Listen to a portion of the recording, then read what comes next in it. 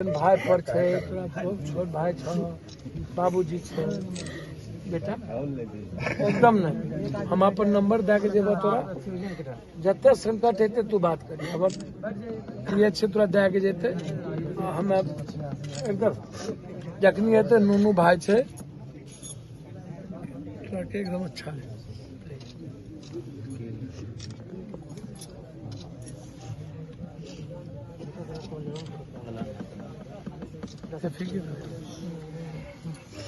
BJP involve था तो नहीं गए, और जगह मर्डर हुई तो क्यों नहीं गए? तुम घर में सोए रहते हो। अब किसी कोई पासवान के साथ कोई घटना घटी तो पासवान का नेता चला गया, किसी और के साथ घटना घटी तो और के नेता चला गया। यहाँ पर एक सनकी ने, एक क्रिमिनल ने, एक बददिमाग आदमी ने, जिसको कि जिंदा रहने का राइट नहीं है, उसको अविलंब स्पीडी ट्रायल करके फांसी देने की जरूरत है। एक मिनट भी जितनी ये हीनियस से हीनियस क्राइम है।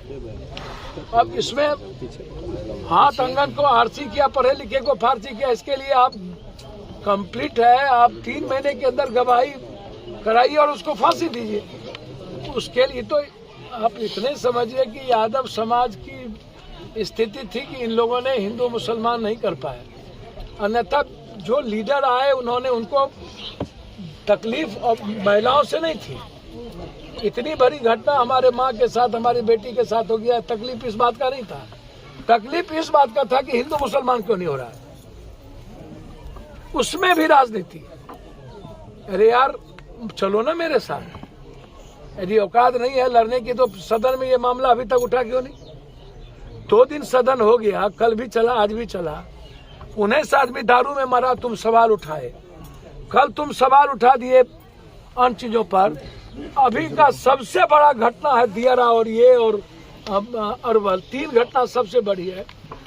16 साल 14 साल के बच्चों को मारा है, घेर करके टुकड़ी टुकड़ी कर दिया, और तुम कह रहे हो गैंगवार है। 5 सालों से जमीन जबरदस्ती परती रखा हुआ है, दूध का पैसा लेते हो, भैंस चराने का पैसा लेते हो और उसके बाद घर ढुक जाते हो। पहली बार मैंने जिंदगी में आज तक सुना, मैं अपनी लाइफ में, हम जब से बाहर से आए अपनी लाइफ में आज तक ये नहीं सुना होगा कि कोई जादव के घर ढुक गया हो। गरीब कमजोरों पर तो जुल्म होते देखा था। और उसके बाद जिस तरीके से पूरी सरकार, हम नीतीश कुमार जी से हमने कहा एक काम करिए कि आप भी था दियारा से लालू यादव राजनीति शुरू की, आप ताल से किए, तो ताल और दियारा की आजादी की लड़ाई शुरुआत किए थे आप। ऊपर लगातार मेरी उस पर बात हो रही थी, इस पर भी मैंने मुख्यमंत्री जी को इतला कर दिया था, दे दिया था नॉलेज कि ये सही नहीं है। नीतीश जी ने कहा कि मैं SIT भी बैठा दिया हूं और इस पर जल्दी से रिजल्ट आ जाएगा, पकड़ाया भी और रिजल्ट आ भी जाएगा। भाई मेरा मानना है कि नीतीश जी को तत्काल इस परिवार को 20 लाख रुपया मुआवजा मिलनी चाहिए, और ऐसे घटना का स्पीडी ट्रायल के लिए कोर्ट में गठन की आवश्यकता है। और अंतिम चीज, एक बात मैं आपको बता दूं, बार बार एक बात आती है कि पप्पू यादव, देखिए मेरे हाथ में तो कुछ है नहीं,